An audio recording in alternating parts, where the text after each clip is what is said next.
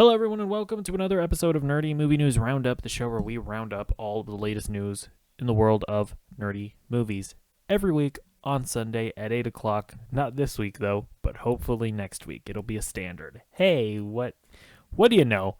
We have actually way too many stuff to get through today, so we're just going to jump right into it, all right? So last Sunday, there was the Xbox Games Showcase thing, whatever. And let's just talk about some of the games that I thought was interesting. I'm not going to talk about everything because Jesus Christ. First up, they showed off the new Fable game. I think it looks cool. You know, you got some of that classic British humor and whatnot. It looks beautiful. Now, it does have the thing where, like, they don't show any gameplay, really. Although, apparently, there are, like, some flashes of gameplay here. Like, I don't know, like, apparently... like some of this stuff where she's like fighting the giant guy. Apparently this is some kind of gameplay a little bit. But either way, apparently like in game it actually does look this good.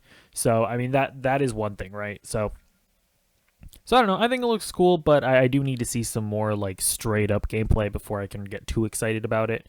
But yeah, I've never played a Fable game before, but I don't know, a little comedic game. A little bit of a parody on fantasy stuff and whatnot. Looks pretty cool. Okay, next trailer. This game looks sick. Again, no gameplay, but I love this art style. At first, I thought it was like stop motion animation, but then I'm looking at it a bit more closely, and I'm like, is this stop motion animation or is this more like Into the Spider-Verse animation? My brain can't quite comprehend it. I'm legitimately not sure. But either way, the art style is sick. Get no gameplay, but it looks like we're going to be playing as this character here. And then like at the end of the trailer, she pulls out this like magic thing. She has like magic, so I guess we're going to be hunting monsters with magic, I guess. I don't know. Have no idea, but South of Midnight looks cool. Hopefully we get gameplay at some point. And then next up, during the Xbox showcase, they also showed off this Star Wars Outlaws trailer. So this is the CGI trailer, no gameplay. But just from the CGI trailer, we get the gist that we're playing as this character here. She's like she's an outlaw, basically a female Han Solo. And she's got a little companion guy. He's just a little guy running around. Let me see, where is he? Yeah, there he is. Look at him. Let him go. Oh, look how cute he is. Oh, you know, here's the thing. A lot of people will like cynically be like, "Oh, the Star Wars they design characters for the sole purpose of making toys out of them and getting you to think they're cute." And it's like, yeah, you know what? I don't care, because he's just a little guy. He's a little guy. He's running around, and I like him. So, eat a dick. Okay, then anyways, so that was at the Xbox showcase. Then during the Ubisoft showcase, they actually showed off gameplay. And yeah, so basically this game is gonna be like,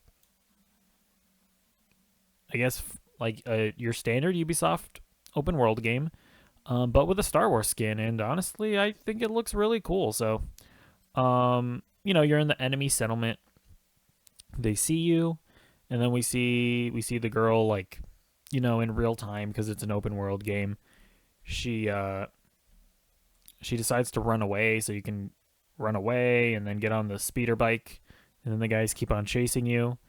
That kind of, it's kind of cool. And I will say, because in the Assassin's Creed Odyssey game that I played, that's like the last Ubisoft game that I played. Whenever you would like run away from the enemy settlements, they actually wouldn't follow you. So it actually is kind of cool that you can try breaking into an enemy settlement, and then you just like, and then you try to run away, but they just like don't let you go. They keep on chasing you. That actually is like kind of cool.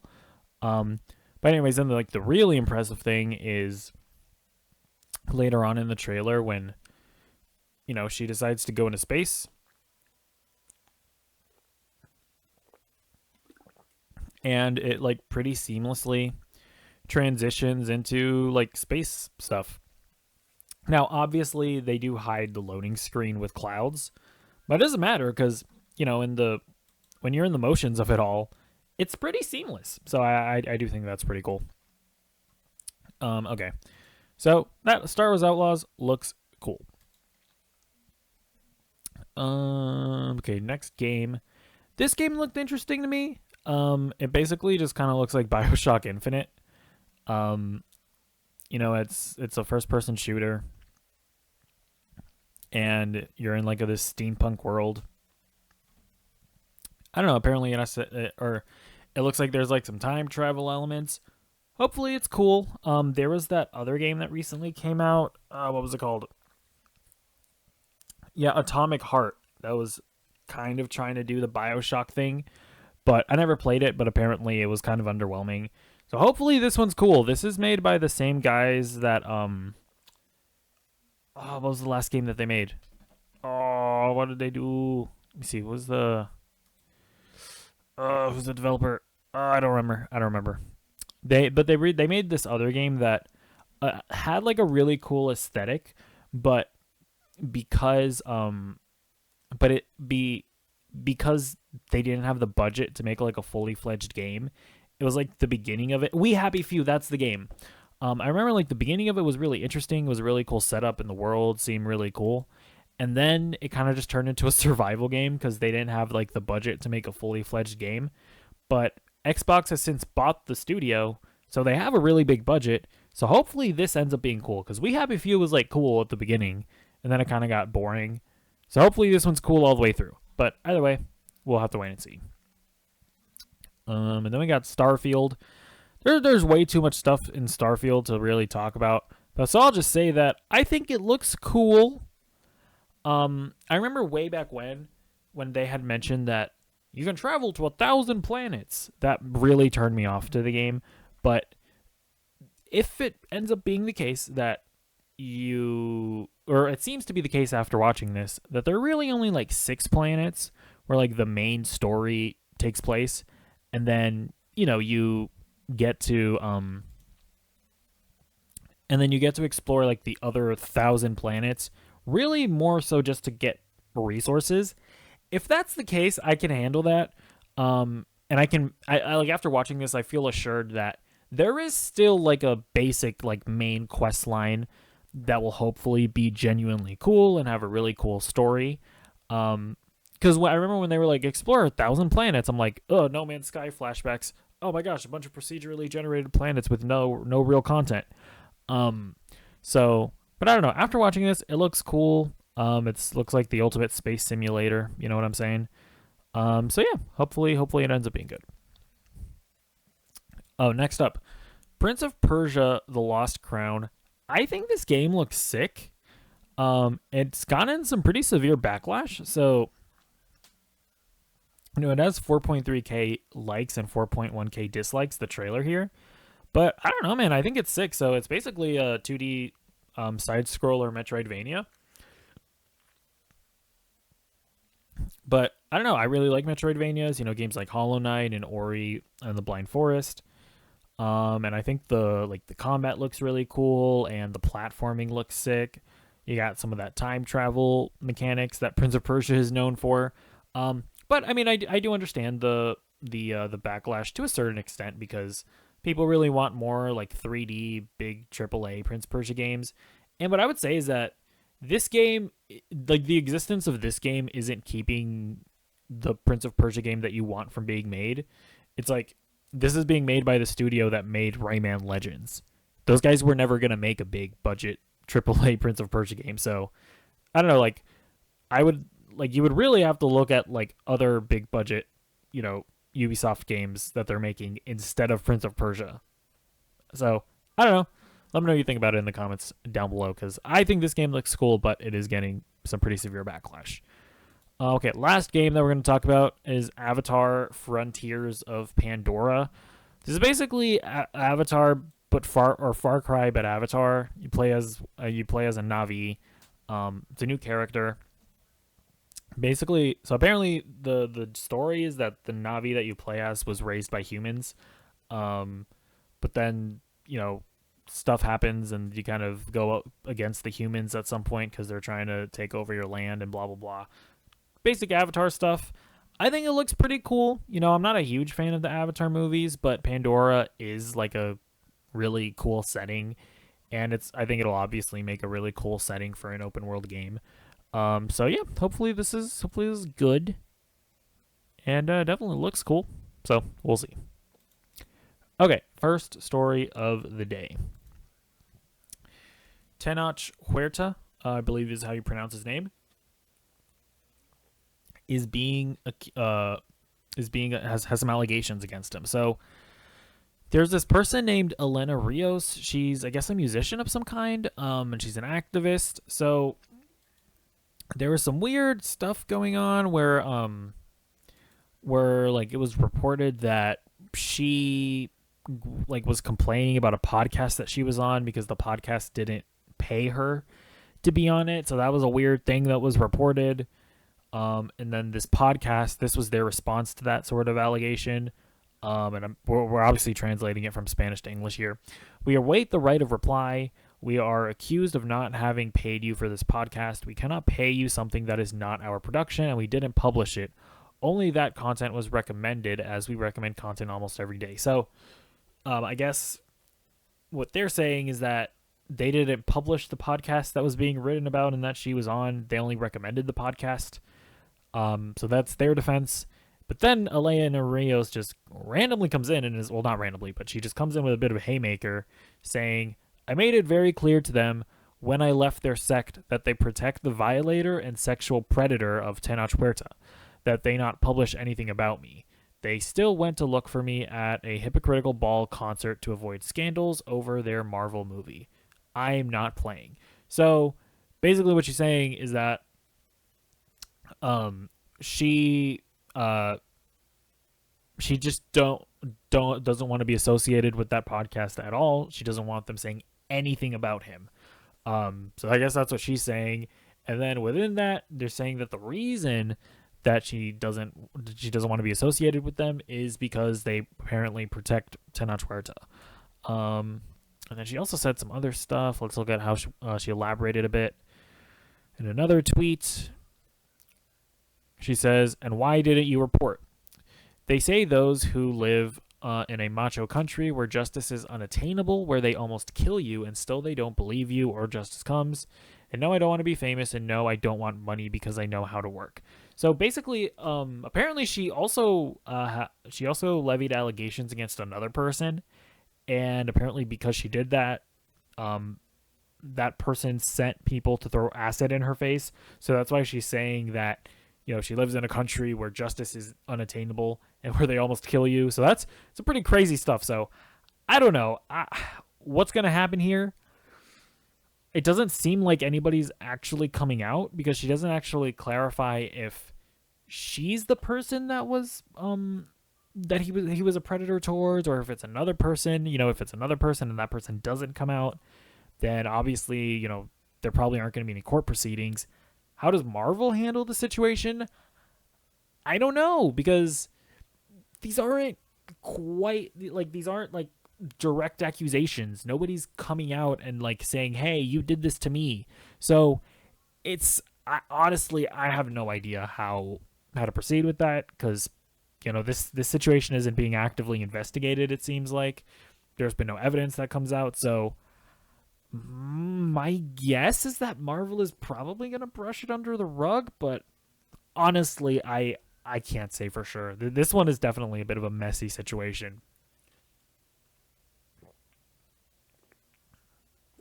But yeah, we will have to see if anything else comes out. All right. Next up, somebody asked James Gunn if DC will use AI voices in their animated series. They ask if the DCEU is going to use the same actors who play characters in live action also do voice acting for the cartoons, then I will not be shocked at all if the voice roles are AI generated from a licensed soundbank of the actor's voice at James Gunn. James Gunn says no way.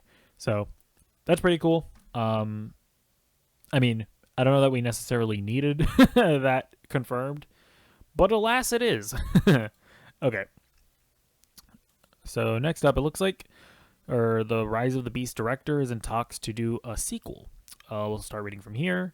Per Deadline, Cable Jr. has entered talks with Paramount to direct the next Transformers installment following Rise of the Beast's strong opening weekend. I don't know if it's strong, but the film's $60.5 million start has already exceeded predecessor Bumblebee's $21.6 million opening weekend in 2018. Additionally, Rise of the Beasts has already surpassed the $44.6 million opening weekend of Michael Bay's last installment of Transformers: The Last Night. So sure, comparatively to the last two Transformers movies, it's big, but it's not really compared to many others. So yeah, I guess cool. I think people like the Rise of the Beast? I didn't bother seeing it. Rise of the Beasts. Rotten Tomatoes. Yeah, 53% critic rating, but it does have a 91% audience rating. So I don't know. Well, we'll see how it ends up doing at the box office. Okay. So it looks like Zazie Beetz is not returning for Deadpool 3. Zazie Beetz confirmed that she will not be returning as Mutant Domino in Marvel Studios' Deadpool 3. Speaking with Decider at the Tribeca Film Festival, Beetz revealed that she will not be reprising her Deadpool 2 role as X-Force member Domino in the upcoming threequel. Well, I'm not actually in Deadpool 3, so I don't know what they're doing about improvisation. I'm assuming they're probably taking a pause, Beetz said. While not part of the production, the actor added that she is excited to watch it. So yeah, this is kind of unfortunate. I mean, I really love Zazie Beetz, but it seems like they just don't have a part for her in the new movie, which I think is also pretty fair. But yeah, we'll see if the movie has a Zazie Beetz hole when we watch it. All right, next up, we got a bunch of release dates, so let's get into this. We'll start reading here. Looks like Moana, the live-action adaptation of Moana, will release on June 27th, 2025. I don't think we've had a release date for that yet. That'll be coming on June 27th, 2025. Deadpool 3, it says here that it moved up from November 8th, 2024 to May 3rd, 2024. So that's pretty interesting. We're going to get to some other Marvel movies that moved back. But it seems like, they've been shooting Deadpool 3 and it seems like they're pretty confident in it, and it's moving up, so that's pretty cool. By the way, I'm pretty sure Captain America Brave New World was supposed to release on that day, so that is pretty interesting. It says an untitled Star Wars movie. Oh, wait, I should actually... Okay, I think we're going to get to the Star Wars and Avatar movies late in other paragraphs, so we'll skip those for now. Okay. Let's look at Marvel. So yes, Captain America Brave New World is moving from May 3rd, 2024, which is now when Deadpool 3 is going to premiere. It's moving to July 26th, 2024. Not a massive, not a 2-month delay, not massive. Which in turn is delaying Thunderbolts to December 20th, 2024. Don't remember when Thunderbolts was supposed to release, but whatever. Blade to February 14th, 2025. Don't remember if that had a specific... Don't remember what release date that had. And Fantastic Four to May 2nd of 2025. Again, don't remember what release date that was originally supposed to have. But, big one here. Avengers The Kang Dynasty is getting pushed back an entire year. From May 2nd, 2025 to May 1st, 2026. It's taking the place of Avengers Secret War, which is jumping from May 1st, 2026 to May 7th of 2027. Yeah, I mean, the article says that, those are some really big Marvel dates. Sorry, before I talk about a lot of this stuff, let's just go through all the dates first. All right, let's get into Star Wars stuff. With the addition of a Star Wars film in December 2026, it means that 2 movies set in a galaxy far, far away will be released that year. A separate Star Wars movie has been pushed from December 19th, 2025 to May 22nd, 2026.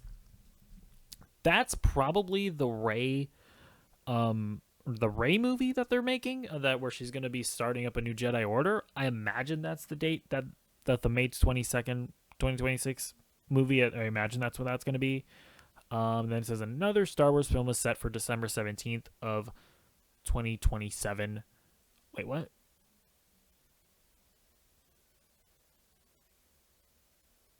Oh wait, was there not another Star Wars movie? Hold on. I'm sorry. I'm getting messed up with these dates.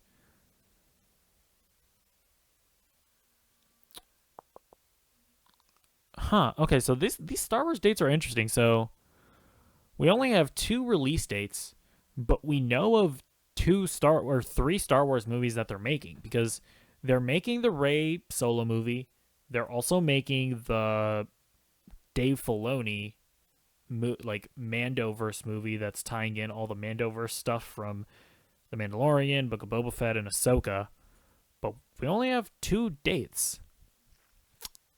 Huh. Oh wait, no, we have 3. We have 3. Oh, I'm sorry. Okay, I'm stupid. Okay, so we have the Star Wars movie in December 2026. Then we have, I'm so sorry. We have the May 22nd, 2026 release date. That's probably going to be the Rey Solo movie. Then in December 2026, that's probably going to be the Mandoverse movie directed by Dave Filoni. And then in December 17th of 2027, that's probably going to be James Mangold's movie about the beginning of the Force or whatever. That's my guess. But also, this is Star Wars, so none of those projects are probably going to end up happening anyways. Okay, they got a new Alien movie opening on August 16th, 2024.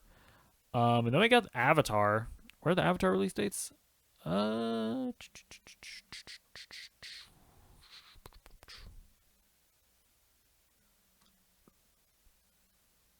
Do they not have specific dates for the Avatar movies? I could have sworn they did. Huh. What?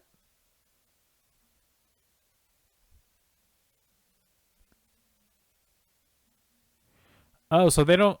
God damn it, Variety. So that, whatever. The Avatar movies, we were supposed to get one next year, but apparently the next one we're getting is going to be in 2025. Okay, sure. The next one we're getting is in 2025. We were supposed to get it in 2024. And then we're going to get a bunch of Avatar movies in between then. But it does say here that the 5th Avatar movie will be released in 2031. I don't want to think about the year 2031, so we're just going to move on from that. Okay. Apparently, Harrison Ford is denying the Red Hulk allegations. So, we'll read here. Ford, who portrays Red Hulk's comic book alter ego Thaddeus Thunderbolt Ross in Brave New World, claimed not to know who the character was during an interview with comicbook.com. "What is Red Hulk?" he responded when asked about the Scarlet-Skinned Behemoth's potential inclusion in the 4th solo Captain America installment. So here's the thing. So a lot of people are being like, ooh, Harrison Ford is playing coy about Red Hulk. Remember when Andrew Garfield did the same thing? Red Hulk very well could appear in Captain America Brave New World. Harrison Ford is not Andrew Garfield. Harrison Ford doesn't know anything about Marvel, nor does he care enough about any of this in order to keep up a charade like Andrew Garfield did. I absolutely believe that Harrison Ford doesn't know who Red Hulk is, and at this point, because of that response, I believe that he's probably not in Brave New World. I mean, especially considering that they've been saying over and over again that Brave New World is a much more grounded movie, so Red Hulk would probably be way out of place. So, I don't know. I believe Harrison Ford when he says that he has no idea what a Red Hulk is. And with that being the case, that probably means that he's not in the movie. Okay. Next story. Andy Muschietti, the director of The Flash, will helm Batman, the Brave and the Bold. Start reading here. The Flash director Andy Muschietti has officially been hired by Warner Brothers to be the director of the upcoming Batman movie, The Brave and the Bold. The film set within James Gunn and Peter Safran's upcoming DCEU, while the Robert Pattinson Batman franchise will continue in its own distinct continuity. Barbara Muschietti, the sister of the director, and his partner in the production company Double Dream will produce the movie alongside Gunn and Safran. So, yeah. not gonna lie, after watching The Flash with my own two eyeballs, I can't say that I am especially interested in him directing this. I did not like The Flash. It wasn't good, and I'm a little baffled, but by the fact that James Gunn loves it as much as he does. So yeah, this isn't exciting to me at all, really.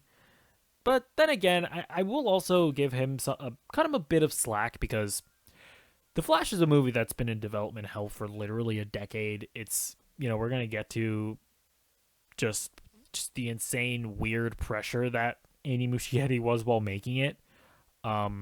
So I'll cut him a bit of slack, but even then, it's like I saw The Flash and, I saw the first It movie. And I didn't think that the first It movie was like amazing or anything like that. So I don't know. It's just like when you have the lineage of like Tim Burton making Batman and Christopher Nolan making Batman and Matt Reeves making Batman, like these really great auteur directors. And then you got Andy Muschietti, who's just kind of a guy. No offense, but he's not up there with Nolan and Matt Reeves. I'm sorry. So I don't know. Listen. Hopefully he comes out and he surprises us and he makes a fantastic movie, now that this is going to be under James Gunn's leadership. Hopefully, I'm sure there'll be more quality control, better quality control than there has been previously. So we'll see. I'm open to it, but I'm just not excited by this. All right, next up. Remember El Muerto? Apparently there's a filming date. We'll read here. El Muerto will apparently kick off principal photography in Los Angeles on August 7th, according to the production's listing on film and TV industry website productionlist.com. It's currently unclear how long filming is expected to last, nor is it known whether El Muerto will undertake any other location shooting outside LA. Also worth noting is that Sony is yet to officially confirm El Muerto's filming window, which means this information should be taken with a grain of salt. This is still just one of those movies where it's like, why do you exist? But hopefully it's an Oscar winner. You know what I'm saying? You know what I mean? I'm not rooting against any movie. Next story. All right, James Gunn he said some weird things about Blue Beetle. Let me reset my camera real quick though.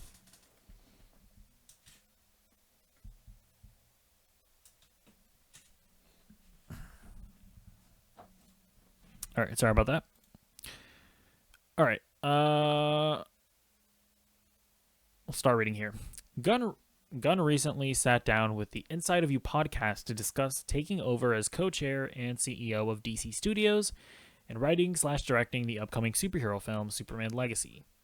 It was during an exchange with host Michael Rosenbaum about the differences between the Marvel Cinematic Universe and the DCU that Gunn revealed Blue Beetle as the first DCU character audiences will meet. I mean, the first DCU character for sure is Blue Beetle, and the first full DCU movie is Superman Legacy. Huh. So, it's a weird quote, but I guess what we can take from it for sure is that Jolo Maridueña as Blue Beetle will be the Blue Beetle, or will be playing Blue Beetle in the DCU as well. But I don't quite know what he means when he says the first full DCU movie is Superman Legacy.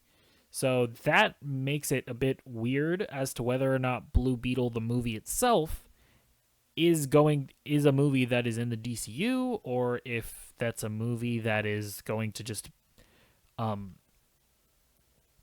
that is in the DCEU, or maybe that's a movie that's just going to exist outside of any continuity. I don't know.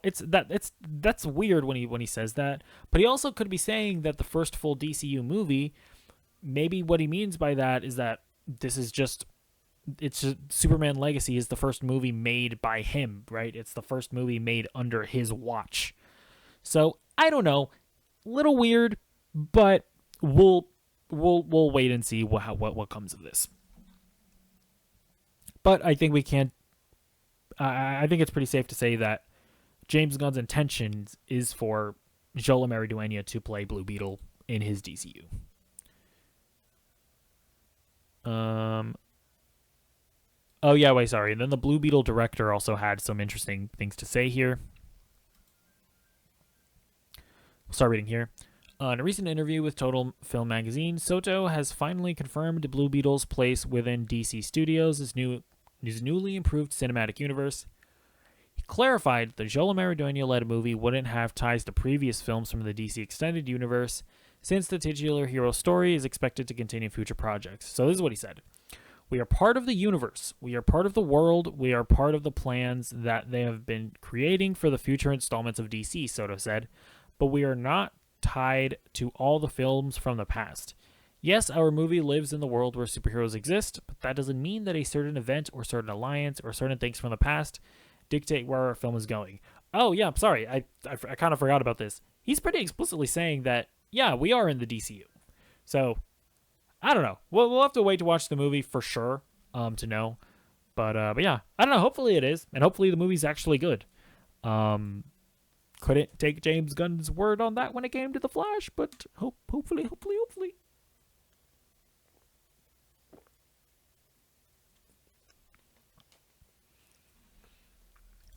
All right, next story.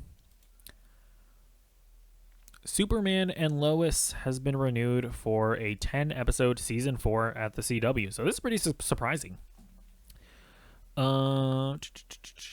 As reported by Deadline earlier this evening and later confirmed by the CW, Superman and Lois and a bunch of other shows are being picked up, whereas Gotham Knights has in fact been canceled. But there are some unfortunate things. So it says here, to make the dual deals possible, there will be budget cuts that include reducing the number of series regular cast members. Superman and Lois has 12 series regulars. Deadline hears the leads are not expected to be affected, but supporting cast members will likely be. So, does it say it here?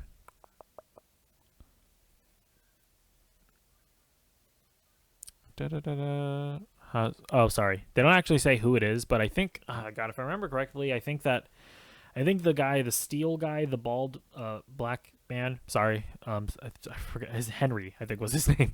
I think they said that him and his daughter aren't going to be in it anymore. I think I read that somewhere. It's possible that the Langs maybe aren't in it. I'm not sure. I don't quite remember. But yeah, either way, Superman and Lois is getting a season 4 to cap off the series. There are some strings attached, but I assume that Superman and Lois fans are happy nonetheless. All right. Next up. James Gunn is making Peacemaker Season 2 after his Superman movie. So, let's see. Yeah, so we'll start reading here. This is also on the Inside of You podcast. Gunn delved into Peacemaker's place in the DCU schedule, which includes such movie and TV projects as The Authority, the eponymous team of which a recent report claims will be introduced in Superman Legacy and Creature Commandos. Peacemaker is coming back right after I do Superman, stated the filmmaker. That's my next thing. I'll go straight into Peacemaker from Superman. And yeah, so it's the way that he words this, right? He says, that's my next thing. I'll go straight into Peacemaker from Superman. So that's kind of insinuating that he's going to be like heavily involved yet again. And if you look at Peacemaker Season 1, he wrote all the episodes and he directed a majority of them as well, I believe. So yeah, I think we'll probably see him write Peacemaker, for sure, my guess. And he might not direct as many episodes as he did in Season 1, but I assume he's still going to like show run it and be heavily involved. So it's pretty exciting. It is still confusing about the fact of like, so is Peacemaker in the DCU? How exactly is Peacemaker in the DCU when he was in the DCEU? We'll get into it a bit later, but I kind of think that they just need to throw the DCEU into the garbage. But anyways, we'll get into that later. But either way, I still like Peacemaker, so I'll obviously still watch Peacemaker Season 2. Okay. We got some pictures from Avatar Avatar: The Last Airbender, the live action Netflix adaptation. I think they look good. You know, Aang, he's bald. He has an arrow on his head. I feel like those are basically the requirements. Then you got Katara. You know, she's not white, so that's good. It's an improvement over the M Night Shyamalama Ding Dong movie. She's got her hair loopies. She's controlling water. Would you look at that? There's Sokka.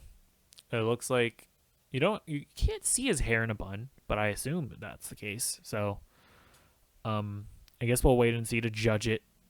We won't judge it quite yet. And then I guess this is Zuko. Yeah, his eye is messed up. Yes, I mean, I don't know. The characters look like they're characters. That's all we can really ask for, I guess, at the end of the day. You know what I mean? But yeah, I'm really just waiting to see for this. I'm mostly just waiting for this to see some like actual footage from this show, because I need to see it play in action. I need to see if the bending is gonna look terrible because it's on a TV budget.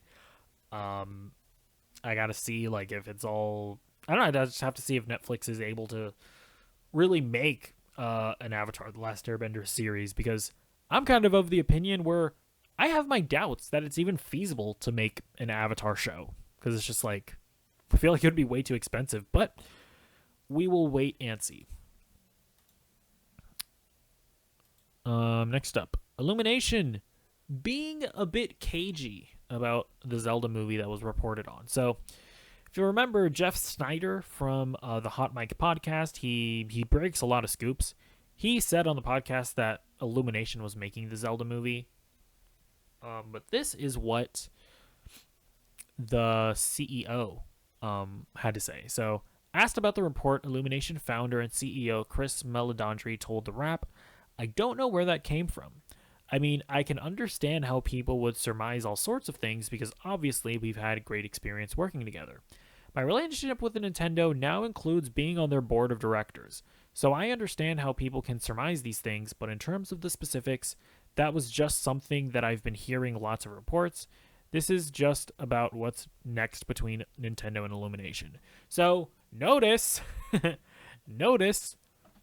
how there's no denial there. No, nowhere in that did he deny it. All he said was that he doesn't know where it came from. I can understand how people would think that. I mean, here's the thing, right? He mentioned this thing here that's actually very important, that he's on the board of directors for Nintendo. So to be clear, you know, a lot of people have been saying, "Oh man, we really want Studio Ghibli to make the Zelda movie. We really want DreamWorks to make it." You know, I've been saying that I'd really like to see Leica make it, right? The people that made Coraline and Kubo and the Two Strings. I actually think that would be a really cool direction to take Zelda. But the fact that the Illumination CEO is on the board of directors, if this ends up being an animated movie, there is absolutely zero chance that it isn't Illumination that makes it, unfortunately. So yeah, they're making a Zelda movie. That's just an obvious thing that they are going to make a Zelda movie. The only way that Illumination doesn't do it at this point is if it ends up being a live action movie. In that case, yeah, then they'll be able to shop the IP around. But in the event that it is animated, Illumination is doing it. And I think that's unfortunate. I don't like the Zelda movie that much. I thought it was okay. But I really just don't like Illumination. Their movies just feel soulless to me. It's like like their movies feel like they're generated by AI. Just products crafted to make money. And they do make money. They make a lot of money. They make so much money. But I just don't really vibe with it. But whatever. I can't change the reality that is very obvious that Illumination is most likely going to be making the Zelda movie. And you know what? It probably is going to be massive. But I'm just saying that I'm going to kill myself if I Need a Hero plays during a fucking Zelda movie. But alas, we're just going to move on to the next story. I mean, okay, just to elaborate a bit more. The Mario movie was fine because whatever, it's a Mario movie. There's not really much to work with from the games. But I feel like a Zelda movie, I feel like there actually is, like, not that the Zelda games have like super amazing stories or anything like that, but there is something there. There is like decent world building. There's obviously very deep lore. The vibe of Zelda, I feel like, calls for just a more earnest movie than we've gotten from Illumination, than what we got from the Mario movie. But either way, who cares? Nobody cares except for me, because I'm like the only person that didn't really like the Mario movie. Okay, I forgot to save a story here. Wow, that's crazy. But we can just look for it up real quick. The Flash has run out of steam at the box office. Knee slapper. Oh my gosh. Let's see. Box Office Mojo, The Flish, The Flash, The Flashity Flash, The Flish Flash, Flashity Flash. So it's opening weekend now. It should be noted that tomorrow is a holiday, I believe. So I think it's being touted as having. I think they're gonna try to gas it up a little bit by saying, "Oh well, it had a $64 million opening weekend," but most of the time, you only count Friday, Saturday, and Sunday when it comes to opening weekend. So, discounting the whatever it's made via like pre-ticket sales on Monday, in effect, when you count the 3-day opening weekend, The Flash has made $55 million. That is disastrous. For context, because we always need context, Black Adam made $67 million in its opening weekend. So, The Flash couldn't catch Black Adam. A movie starring Batman, Michael Keaton's Batman, could not catch Black Adam. That is insane. That is disastrous. Now, obviously, everyone has their hot takes as to what happened here. Why is the Flash bombing? And honestly, people, I think it's pretty simple. General audiences are just done with the DCEU. And I'm sorry to all the Snyder fans, that includes the Snyderverse, okay? Because guess what? Most people, or I should say, that includes the Snyderverse, and that's why I think that at this point, James Gunn just needs to just cut off the DCEU, throw it in the garbage, and actually start fresh. And that's why, like, I was kind of hinting at it when we were talking about like Peacemaker or whatever, and whatnot, because as much as I love Peacemaker, bringing along Peacemaker into the DCEU or in the DCU, they're making that Amanda Waller show, bringing Viola Davis as Amanda Waller continuing into the DCU, like, not having that clear cutoff point, I do think will hurt the DCU, because general audiences are done with the DCEU. And, and again, sorry to just go back to what I was saying earlier. A lot of Snyder fans are taking this as a big win. It's like, oh yeah, see, this is why Zack Snyder needs to come back. The Snyderverse needs to return. And it's just like, no. Here's the truth of the matter. General audiences, most people have no idea who directs the movies that they watch, right? General audiences don't care about Zack Snyder. Most people in general audiences, they don't even know who Zack Snyder is, probably.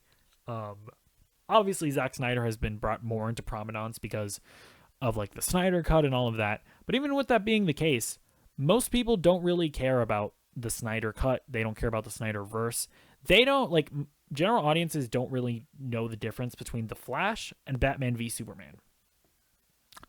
To them, they're just the same thing, really, at the end of the day.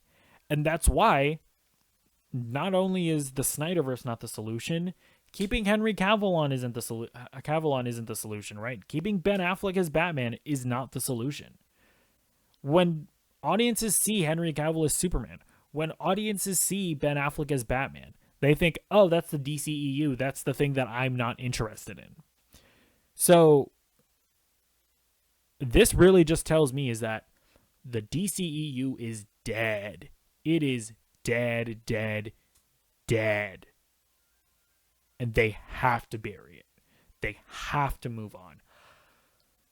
Man, I honestly, at this point, with just the streak of bombs that DC has been having,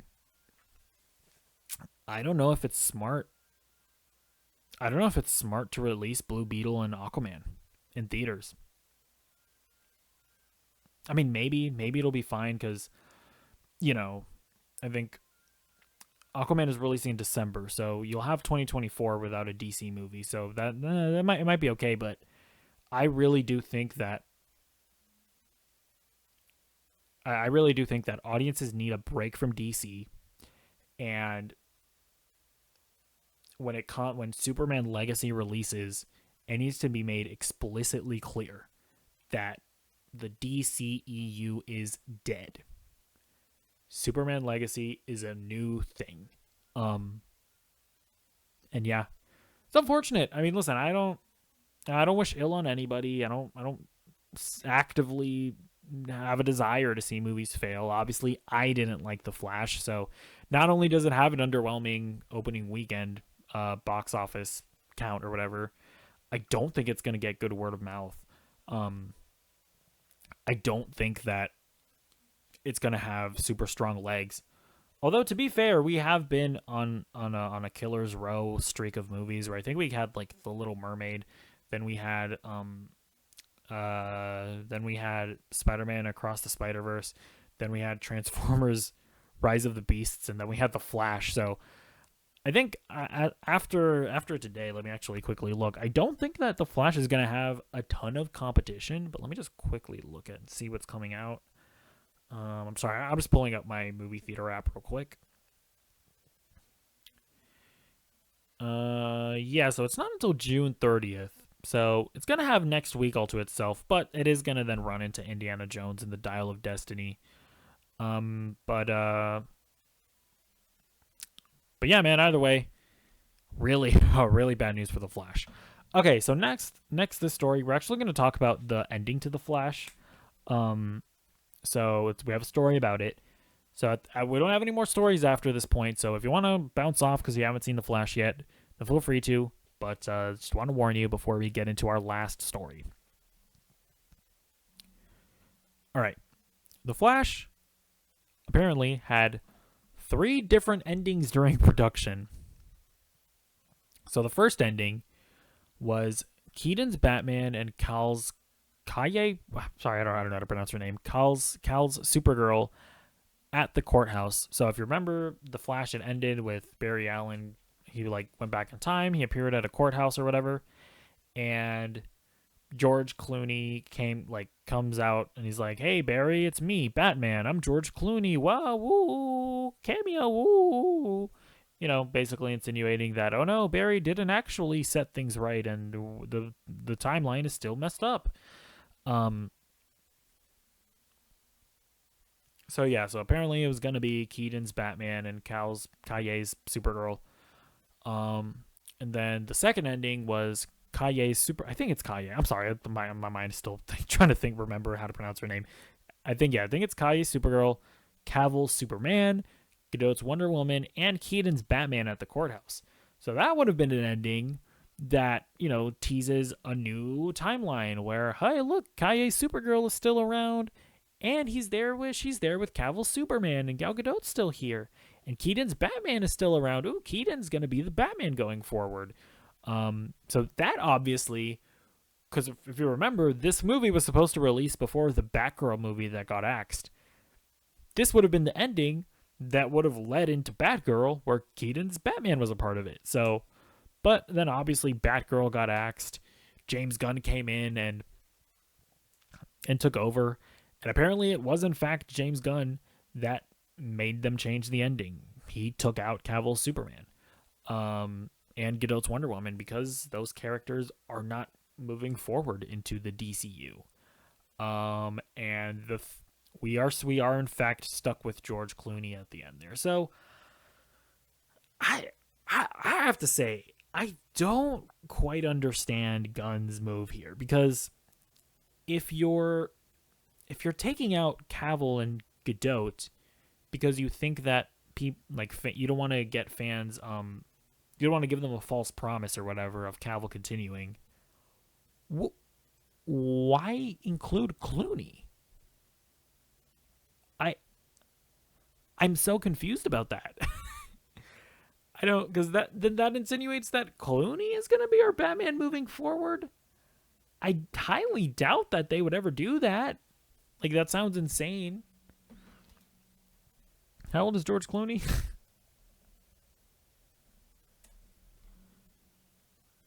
I mean, he's 62.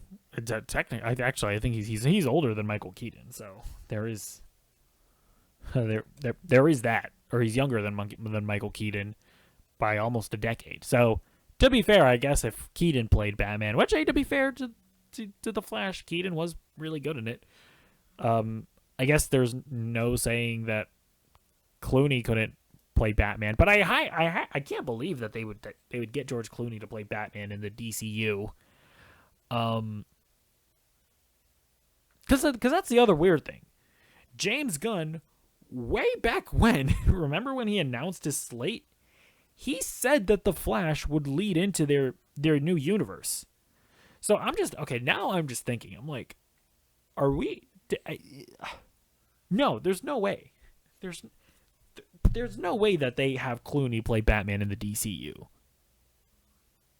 Is there? That can't possibly be the case.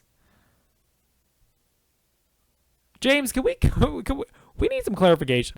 I have to say, the Flash has made me go from being genuinely optimistic about the DCU to now being a little worried, because now that I'm really thinking about it, James Gunn, he said that the Flash would lead into the DCU.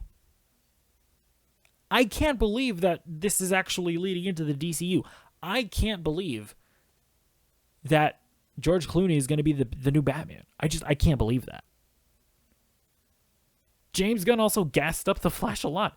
James Gunn has stated he's used his mouth, and he has stated that he believes the Flash to be one of the greatest comic book movies of all time. I'm not going to lie, I don't believe you, James Gunn, when you say that. And so now he, for a long time, he sort of had this reputation of, kind of being a unique film executive that kind of speaks the truth or whatever. And to be clear, I understand that as a CEO, you're never going to trash a movie that you make, but he did not have to gas up the Flash like he did. So I don't know. I honestly don't know. I think we obviously have to wait to get more information. But oh boy, I will make a prediction though. Even though he said that the Flash would lead into the new universe, I don't think we're gonna keep George Clooney on as Batman in the DCU. I can't imagine that. And I'm gonna make another prediction. Ezra Miller is not coming back to play the Flash. Especially after this box office opening for the Flash, and what I suspect is going to be a very unimpressive box office total, worldwide. James has to scrap the DCU. Maybe he'll keep on Peacemaker. Maybe he'll keep on like Amanda Waller, and he'll keep some stuff over. But the big dogs, right? Batman, Superman, Wonder Woman. The big dogs that fans really identify with the DCEU, those simply cannot come forward. So those are my two predictions. George Clooney's not continuing as Batman, and Ezra Miller's not coming back. Well, I say because the DCEU is dead, but I think the main reason is actually because of his actions. Like I can't see Warner Brothers moving forward with Ezra Miller after what he's done. But yeah, we will have to wait and see. And with that, that has been another episode of Nerdy Movie News Roundup, the show where we round up all of the latest news in the world of nerdy movies. Let me know what you think about any and all of those topics in the comments down below, and I will see you in the next video. Goodbye. Goodbye. Goodbye.